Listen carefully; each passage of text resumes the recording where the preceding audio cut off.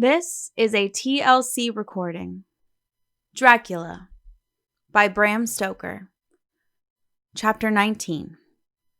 Jonathan Harker's Journal. 1st of October, 5 a.m. I went with the party to the search with an easy mind, for I think I never saw Mina so absolutely strong and well. I am so glad that she consented to hold back and let us men do the work. Somehow, it was a dread to me that she was in this fearful business at all. But now that her work is done, and that it is due to her energy and brains and foresight that the whole story is put together in such a way that every point tells, she may well feel that her part is finished, and that she can henceforth leave the rest to us. We were, I think, all a little upset by the scene with Mr. Renfield. When we came away from his room, we were silent till we got back to the study. Then Mr. Morris said to Dr. Seward, "Say, Jack, if that man wasn't attempting a bluff, he is about the sanest lunatic I ever saw. I'm not sure, but I believe that he had some serious purpose, and if he had, it was pretty rough on him not to get a chance." Lord Godalming and I were silent, but Dr. Van Helsing added, "Friend John, you know more of lunatics than I do, and I'm glad of it, for I fear that if it had been to me to decide, I would, before that last hysterical outburst, have given him free. But we live and learn, and in our present task we must take no chance. As my friend Quincy would say, all is best as they are." Dr. Seward seemed to answer them both in a dreamy kind of way. "I don't know but that I agree with you. If that man had been an ordinary lunatic, I would have taken my chance of trusting him. But he seems so mixed up with the Count in an indexy kind of way that I am afraid of doing anything wrong by helping his fads. I can't forget how he prayed with almost equal fervor for a cat, and then tried to tear my throat out with his teeth. Besides, he called the Count Lord and Master, and he may want to get out to help him in some diabolical way. That horrid thing has the wolves and the rats and his own kind to help him, so I suppose he isn't above trying to use a respectable lunatic. He certainly did seem earnest, though. I only hope we have done what is best. These things, in conjunction with the wild work we have in hand, help to unnerve a man." The professor stepped over and, laying his hand on his shoulder, said in his grave, kindly way, "Friend John, have no fear. We are trying to do our duty in a very sad and terrible case. We can only do as we deem best. What else have we to hope for except the pity of the good God?" Lord Godalming had slipped away for a few minutes, but now he returned. He held up a little silver whistle as he remarked, "That old place may be full of rats, and if so, I've got an antidote on call." Having passed the wall, we took our way to the house, taking care to keep in the shadows of the trees on the lawn when the moonlight shone out. When we got to the porch, the professor opened his bag and took out a lot of things, which he laid on the step, sorting them into 4 little groups, evidently one for each. Then he spoke. "My friends, we are going into a terrible danger, and we need arms of many kinds. Our enemy is not merely spiritual.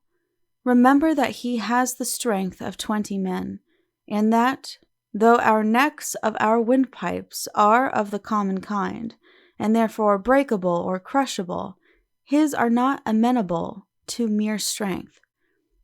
A stronger man, or a body of men more strong in all than him, can at certain times hold him, but they cannot hurt him as we can be hurt by him. We must therefore guard ourselves from his touch. Keep this near your heart. As he spoke, he lifted a little silver crucifix and held it out to me. I being nearest to him.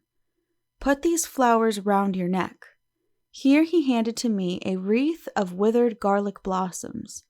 For other enemies more mundane, this revolver and this knife, and for aid in all, these so small electric lamps, which you can fasten to your breast, and for all, and above all at the last, this, which we must not desecrate needless.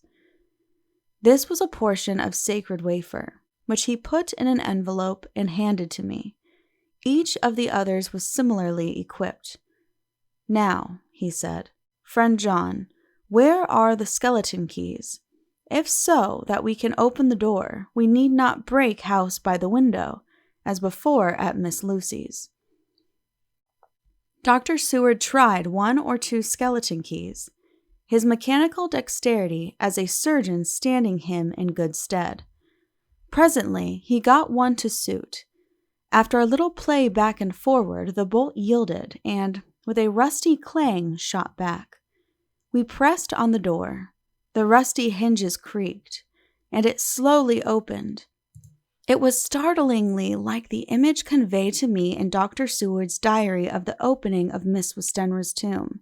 I fancy that the same idea seemed to strike the others, for with one accord they shrank back.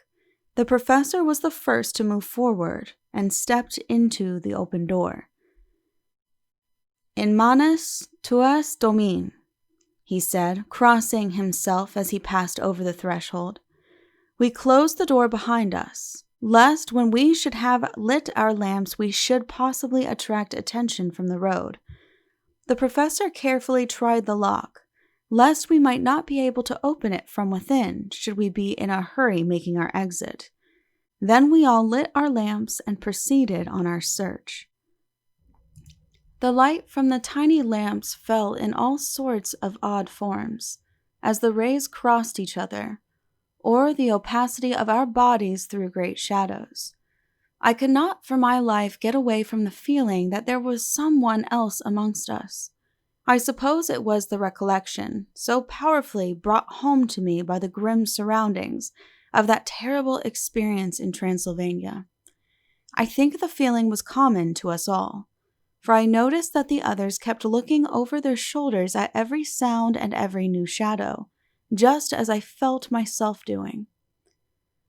The whole place was thick with dust. The floor was seemingly inches deep, except where there were recent footsteps, in which on holding down my lamp I could see marks of hobnails where the dust was cracked. The walls were fluffy and heavy with dust, and in the corners were masses of spiders' webs, whereon the dust had gathered till they looked like old tattered rags, as the weight had torn them partly down. On a table in the hall was a great bunch of keys, with a time-yellowed label on each. They had been used several times, for on the table were several similar rents in the blanket of dust, similar to that exposed when the professor lifted them. He turned to me and said, "You know this place, Jonathan. You have copied maps of it, and you know it at least more than we do. Which is the way to the chapel?" I had an idea of its direction, though on my former visit I had not been able to get admission to it. So I led the way, and after a few wrong turnings found myself opposite a low, arched oaken door, ribbed with iron bands. "This is the spot," said the professor as he turned his lamp on a small map of the house, copied from the file of my original correspondence regarding the purchase. With a little trouble, we found the key on the bunch and opened the door. We were prepared for some unpleasantness, for, as we were opening the door, a faint, malodorous air seemed to exhale through the gaps, but none of us ever expected such an odor as we encountered. None of the others had met the Count at all at close quarters, and when I had seen him, he was either in the fasting stage of his existence, or in his rooms, or, when he was gloated with fresh blood, in a ruined building open to the air. But here the place was small and close, and the long disuse had made the air stagnant and foul. There was an earthy smell, as of some dry miasma, which came through the fouler air. But as to the odor itself, how shall I describe it? It was not alone that it was composed of all the ills of mortality, and with the pungent, acrid smell of blood, but it seemed as though corruption had become itself corrupt. Faugh! It sickens me to think of it. Every breath exhaled by that monster seemed to have clung to the place and intensified its loathsomeness. Under ordinary circumstances, such a stench would have brought our enterprise to an end, but this was no ordinary case, and the high and terrible purpose in which we were involved gave us a strength which rose above merely physical considerations.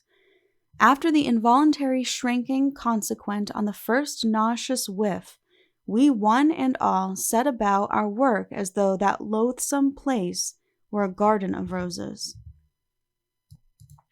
We made an accurate examination of the place, the professor saying as we began, "The first thing is to see how many of the boxes are left. We must then examine every hole and corner and cranny and see if we cannot get some clue as to what has become of the rest." A glance was sufficient to show how many remained, for the gray earth chests were bulky, and there was no mistaking them. There were only 29 left out of the 50. Once I got a fright, for, seeing Lord Godalming suddenly turn and look out of the vaulted door into the dark passage beyond, I looked too, and for an instant my heart stood still.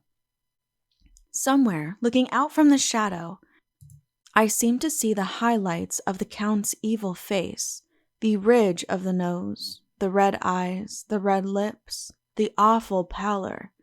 It was only for a moment, for, as Lord Godalming said, I thought I saw a face, but it was only the shadows, and resumed his inquiry.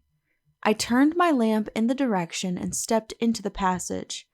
There was no sign of anyone, and as there were no corners, no doors, no aperture of any kind, but only the solid walls of the passage, there could be no hiding place, even for him.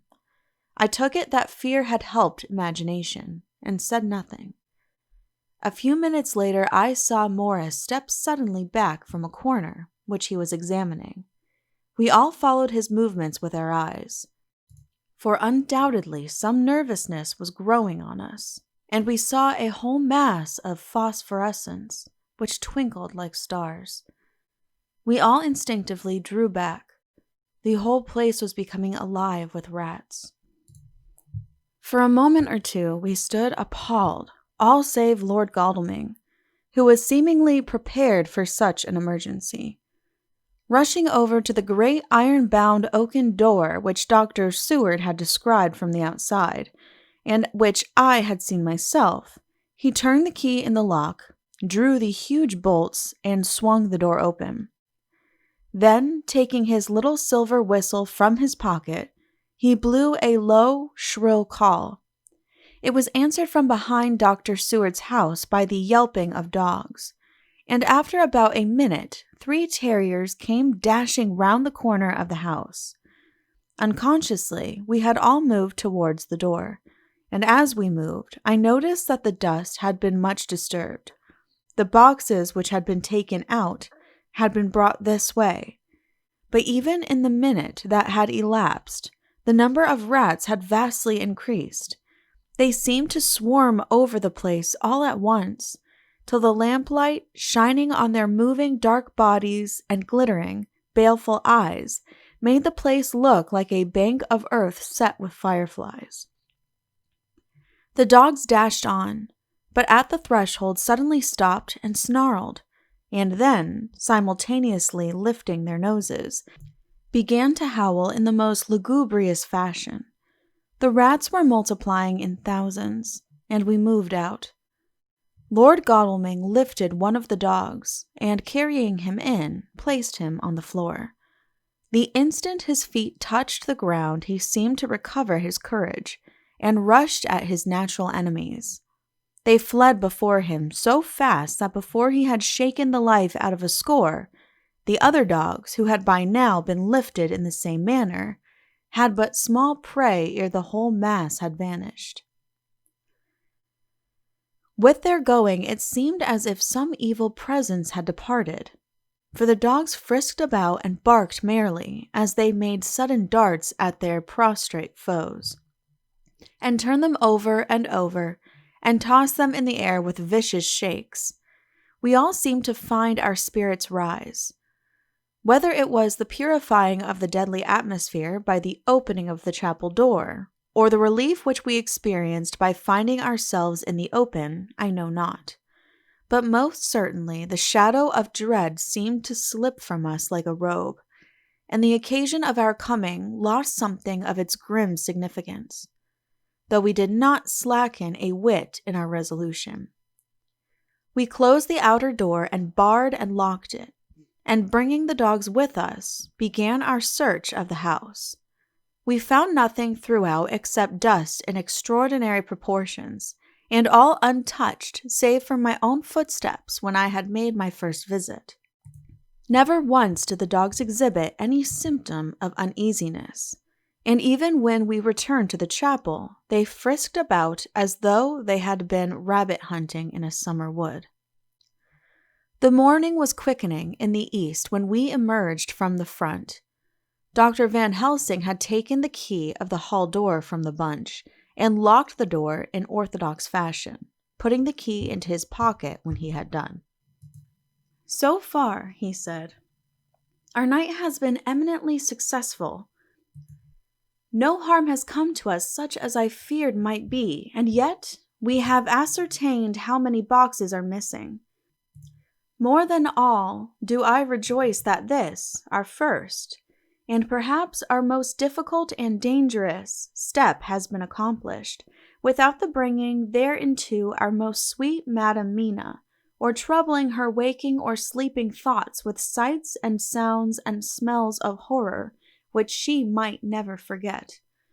One lesson too we have learned, if it be allowable to argue a particulari, that the brute beasts which are to the Count's command are yet themselves not amenable to his spiritual power.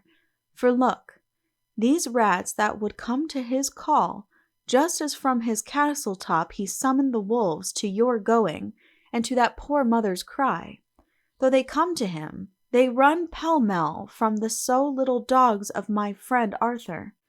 We have other matters before us, other dangers, other fears, and that monster. He has not used his power over the brute world for the only or the last time tonight. So be it that he has gone elsewhere. Good. It has given us opportunity to cry check in some ways in this chess game, which we play for the sake of human souls. And now, let us go home. The dawn is close at hand, and we have reason to be content with our first night's work. It may be ordained that we have many nights and days to follow, if full of peril, but we must go on, and from no dangers shall we shrink." The house was silent when we got back, save for some poor creature who was screaming away in one of the distant wards, and a low, moaning sound from Renfield's room. The poor wretch was doubtless torturing himself, after the manner of the insane, with needless thoughts of pain. I came tiptoe into our own room, and found Mina asleep, breathing so softly that I had to put my ear down to hear it. She looks paler than usual. I hope the meeting tonight has not upset her. I am truly thankful that she is to be left out of our future work, and even of our deliberations. It is too great a strain for a woman to bear. I did not think so at first, but I know better now. Therefore I am glad that it is settled. There may be things which would frighten her to hear, and yet to conceal them from her might be worse than to tell her if once she suspected that there was any concealment. Henceforth our work is to be a sealed book to her, till at least such time as we can tell her that all is finished, and the earth free from a monster of the nether world. I dare say it will be difficult to begin to keep silence after such confidence as ours, but I must be resolute, and tomorrow I shall keep dark over tonight's doings, and shall refuse to speak of anything that has happened. I rest on the sofa, so as not to disturb her. 1st of October. Later. I suppose it was natural that we should have all overslept ourselves, for the day was a busy one, and the night had no rest at all. Even Mina must have felt its exhaustion, for though I slept till the sun was high, I was awake before her, and had to call 2 or 3 times before she awoke.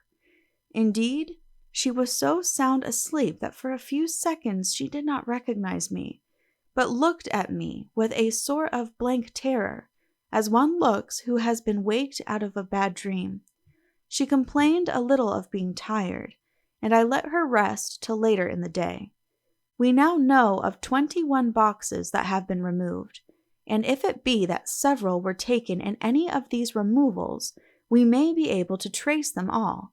Such will, of course, immensely simplify our labor, and the sooner the matter is attended to, the better. I shall look up Thomas Snelling today. Dr. Seward's Diary. 1st of October. It was towards noon when I was awakened by the professor walking into my room. He was more jolly and cheerful than usual, and it is quite evident that last night's work has helped to take some of the brooding weight off his mind. After going over the adventure of the night, he suddenly said, "Your patient interests me much. May it be that with you I visit him this morning? Or if that you are to occupy, I can go alone if it may be. It is a new experience to me to find a lunatic who talk philosophy and reason so sound." I had some work to do which pressed, so I told him that if he would go alone I would be glad, as then I should not have to keep him waiting. So I called an attendant and gave him the necessary instructions. Before the professor left the room, I cautioned him against getting any false impression from my patient. "But," he answered, "I want him to talk of himself and of his delusion as to consuming live things. He said to Madam Mina, as I see in your diary of yesterday, that he had once had such a belief. Why do you smile, friend John?" "Excuse me," I said, "but the answer is here." I laid my hand on the typewritten matter. When our sane and learned lunatic made that very statement of how he used to consume life, his mouth was actually nauseous with the flies and spiders which he had eaten just before Mrs. Harker entered the room. Van Helsing smiled in turn. "Good," he said. "Your memory is true, friend John. I should have remembered. And yet it is this very obliquity of thought and memory which makes mental disease such a fascinating study. Perhaps I may gain more knowledge out of the folly of this madman than I shall from the teachings of the most wise. Who knows?" I went on with my work, and before long was through that in hand. It seemed that the time had been very short indeed, but there was Van Helsing back in the study. "Do I interrupt?" he asked politely as he stood at the door. "Not at all," I answered. "Come in. My work is finished and I am free. I can go with you now if you like." "It is needless. I have seen him." "Well?" "I fear that he does not appraise me much. Our interview was short. When I entered his room, he was sitting on a stool in the center, with his elbows on his knees, and his face was the picture of a sullen discontent. I spoke to him as cheerfully as I could, and with such a measure of respect as I could assume. He made no reply whatever. "Don't you know me?" I asked. His answer was not reassuring. "I know you well enough. You are the old fool Van Helsing. I wish you would take yourself and your idiotic brain theories somewhere else. Damn all thick-headed Dutchmen." Not a word more would he say, but sat in his implacable sullenness, as indifferent to me as though I had not been in the room at all. Thus departed for this time my chance of much learning from this so clever lunatic. So I shall go, if I may, and cheer myself with a few happy words with that sweet soul Madam Mina. Friend John, it does rejoice me unspeakable that she is no more to be pained, no more to be worried with our terrible findings, though we shall much miss her help. It is better so. I agree with you with all my heart, I answered earnestly, for I did not want him to weaken in this matter. Mrs. Harker is better out of it. Things are quite bad enough for us, all men of the world, and who have been in many tight places in our time. But it is no place for a woman, and if she had remained in touch with the affair, it would in time infallibly have wrecked her. So Van Helsing has gone to confer with Mrs. Harker and Harker. Quincy and Art are all out following up the clues as to the earth boxes. I shall finish my round of work and we shall meet tonight. Mina Harker's Journal, 1st of October. It is strange to me to be kept in the dark as I am today, after Jonathan's full confidence for so many years, to see him manifestly avoid certain matters, and those the most vital of all. This morning I slept late after the fatigues of yesterday, and though Jonathan was late too, he was the earlier. He spoke to me before he went out, never more sweetly or tenderly, but he never mentioned a word of what had happened in the visit to the Count's house, and yet he must have known how terribly anxious I was. Poor dear fellow. I suppose it must have distressed him even more than it did me. They all agreed that it was best that I should not be drawn further into this awful work, and I acquiesced. But to think that he keeps anything from me, and now I am crying like a silly fool, when I know it comes from my husband's great love and from the good wishes of those other strong men. That has done me good. Well, some day Jonathan will tell me all, and lest it should ever be that he should think for a moment that I kept anything from him, I still keep my journal as usual. Then, if he has feared of my trust, I shall show it to him, with every thought of my heart put down for his dear eyes to read. I feel strangely sad and low-spirited today. I suppose it is the reaction from the terrible excitement. Last night I went to bed when the men had gone, simply because they told me to. I didn't feel sleepy, and I did feel full of devouring anxiety. I kept thinking over everything that had been ever since Jonathan came to see me in London, and it all seems like a horrible tragedy, with fate pressing on relentlessly to some destined end. Everything that one does seem, no matter how right it may be, to bring on the very thing which is most to be deplored. If I hadn't gone to Whitby, perhaps poor dear Lucy would be with us now. She hadn't taken to visiting the churchyard till I came, and if she hadn't come there in the daytime with me, she wouldn't have walked there in her sleep. And if she hadn't gone there at night and asleep, that monster couldn't have destroyed her as he did. Oh, why did I ever go to Whitby? There now, crying again. I wonder what has come over me today. I must hide it from Jonathan, for if he knew that I had been crying twice in one morning, I, who never cried on my own account, and whom he has never caused to shed a tear, the dear fellow would fret his heart out. I shall put a bold face on, and if I do feel weepy, he shall never see it. I suppose it is one of the lessons that we poor women have to learn. I can't quite remember how I fell asleep last night. I remember hearing the sudden barking of the dogs and a lot of queer sounds, like praying on a very tumultuous scale, from Mr. Renfield's room, which is somewhere under this. And then there was silence over everything. Silence so profound that it startled me, and I got up and looked out of the window. All was dark and silent, the black shadows thrown by the moonlight seeming full of a silent mystery of their own. Not a thing seemed to be stirring. but all to be grim and fixed as death or fate, so that a thin streak of white mist that crept with almost imperceptible slowness across the grass towards the house seemed to have a sentience and a vitality of its own. I think that the digression of my thoughts must have done me good, for when I got back to bed, I found a lethargy creeping over me. I lay a while, but could not quite sleep, so I got out and looked out of the window again. The mist was spreading and was now close up to the house, so that I could see it lying thick against the wall, as though it were stealing up to the windows. The poor man was more loud than ever, and though I could not distinguish a word he said, I could in some way recognize his tones some passionate entreaty on his part. Then there was the sound of a struggle, and I knew that the attendants were dealing with him. I was so frightened that I crept into bed and pulled the clothes over my head, putting my fingers in my ears.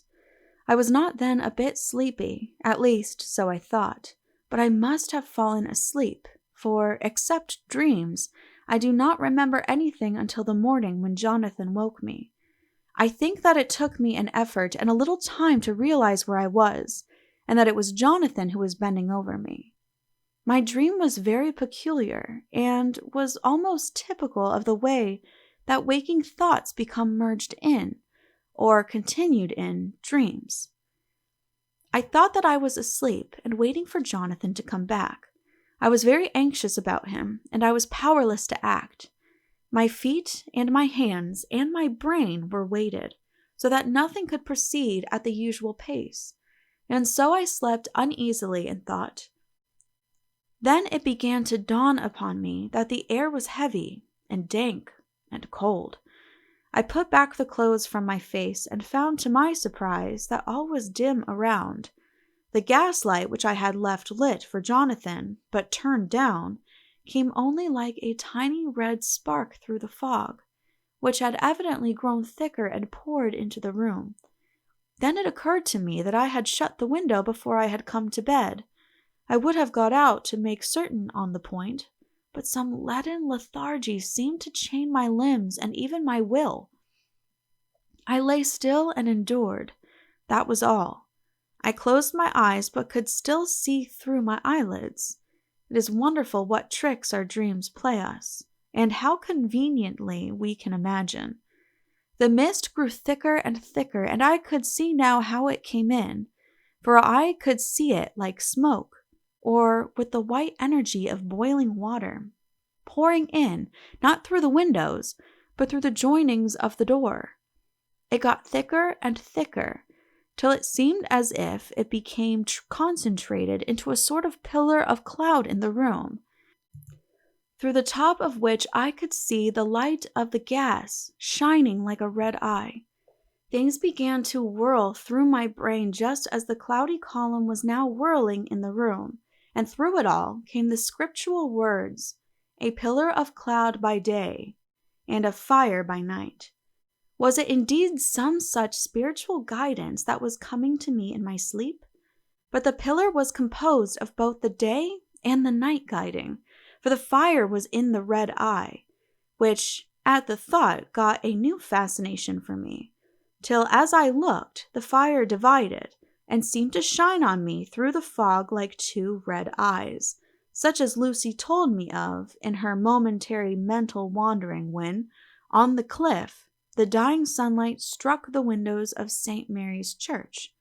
Suddenly, the horror burst upon me that it was thus that Jonathan had seen those awful women growing into reality through the whirling mist in the moonlight, and in my dream I must have fainted, for all became black darkness. The last conscious effort which imagination made was to show me a livid white face bending over me out of the mist. I must be careful of such dreams, for they would unseat one's reason if there were too much of them. I would get Dr. Van Helsing or Dr. Seward to prescribe something for me which would make me sleep, only that I feared to alarm them. Such a dream at the present time would become woven into their fears for me. Tonight I shall strive hard to sleep naturally. If I do not, I shall tomorrow night get them to give me a dose of chloral. That cannot hurt me for once, and it will give me a good night's sleep. Last night tired me more than if I had not slept at all. 2nd of October, 10 p.m. Last night I slept, but did not dream. I must have slept soundly, for I was not wakened by Jonathan coming to bed. But the sleep has not refreshed me, for today I feel terribly weak and spiritless. I spent all yesterday trying to read, or lying down dozing. In the afternoon, Mr. Renfield asked if he might see me. Poor man, he was very gentle, and when I came away he kissed my hand and bade God bless me. Some way it affected me much. I am crying when I think of him. This is a new weakness, of which I must be careful. Jonathan would be miserable if he knew I had been crying. He and the others were out till dinner time, and they all came in tired. I did what I could to brighten them up, and I suppose that the effort did me good, for I forgot how tired I was. After dinner they sent me to bed, and all went off to smoke together, as they said, but I knew that they wanted to tell each other of what had occurred to each during the day. I could see from Jonathan's manner that he had something important to communicate. I was not so sleepy as I should have been, so before they went I asked Dr. Seward to give me a little opiate of some kind, as I had not slept well the night before. He very kindly made me up a sleeping draught, which he gave to me, telling me that it would do me no harm, as it is very mild. I have taken it and am waiting for sleep, which still keeps aloof. I hope I have not done wrong, for as sleep begins to flirt with me, a new fear comes, that I may have been foolish in thus depriving myself of the power of waking. I might want it. Here comes sleep. Good night. End of chapter 19. Please click the link below to continue on to chapter 20. This has been a TLC recording. Thank you for listening, and please be sure to subscribe.